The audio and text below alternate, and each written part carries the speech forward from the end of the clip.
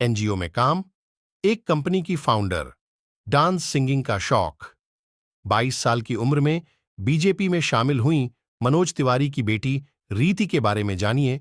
भोजपुरी गायक और उत्तर पूर्वी दिल्ली से सांसद मनोज तिवारी की बेटी रीति तिवारी बीजेपी में शामिल हो चुकी हैं। वह एनजीओ में काम करती हैं और एक कंपनी की फाउंडर भी हैं। इसके अलावा उन्हें डांस और सिंगिंग का भी शौक है। उत्तर पूर्वी दिल्ली से सांसद और भोजपुरी गायक मनोज तिवारी की बेटी रीति तिवारी भारतीय जनता पार्टी में शामिल हो गई हैं। वह अपने पिता के साथ अलग अलग इलाकों में चुनाव प्रचार में भी जा रही हैं। बीजेपी में शामिल होने के बाद मनोज तिवारी की बेटी ने कहा कि मैं समाज सेवा करना चाहती हूं, इसलिए राजनीति में आई हूं। बीजेपी में शामिल होने के बाद 22 साल की रीति तिवारी ने कहा कि भगवान की योजना के बारे में कोई नहीं जानता। मैंने कभी नहीं सोचा था कि ये सब इतनी जल्दी होगी।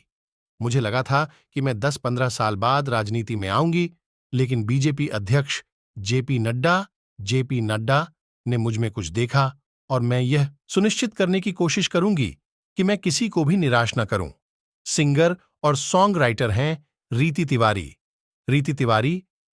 तिवारी सिंगर हैं और सॉन्ग राइटर हैं। उन्हें डांसिंग का भी शौक है। इसके अलावा रीति एक एनजीओ में भी काम करती हैं। राजनीति में आने से पहले रीति तिवारी एक फैशन और ज्वेलर्स कंपनी जूनी की फाउंडर भी हैं। रीति मनोज तिवारी और उनकी पहली पत्नी रानी तिवारी की बेटी हैं। रानी और मनोज तिवारी 2011 में अलग हो गए थे। 2020 में मनोज तिवारी ने सुरभि तिवारी से शादी कर ली थी। 2009 से राजनीति में सक्रिय हैं मनोज तिवारी। वहीं अगर मनोज तिवारी की बात करें तो वो साल 2009 से ही राजनीति में सक्रिय हैं। उन्हें समाजवादी पार्टी ने 2009 के लोकसभा में गोरखपुर से टिकट दिया था। हालांकि मनोज तिवारी योगी आदित्यनाथ से चुनाव हार गए थे। हालांकि 2014 में वह बीजेपी में आ गए और उत्तर पूर्वी दिल्ली से चुनाव लड़े।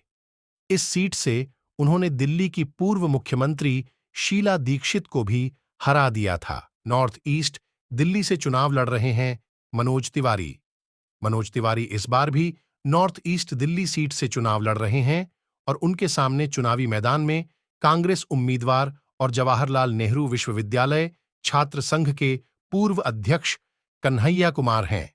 7 लोकसभा सीटों वाली दिल्ली में 25 मई को मतदान होगा और नतीजे 4 जून को घोषित किए जाएंगे।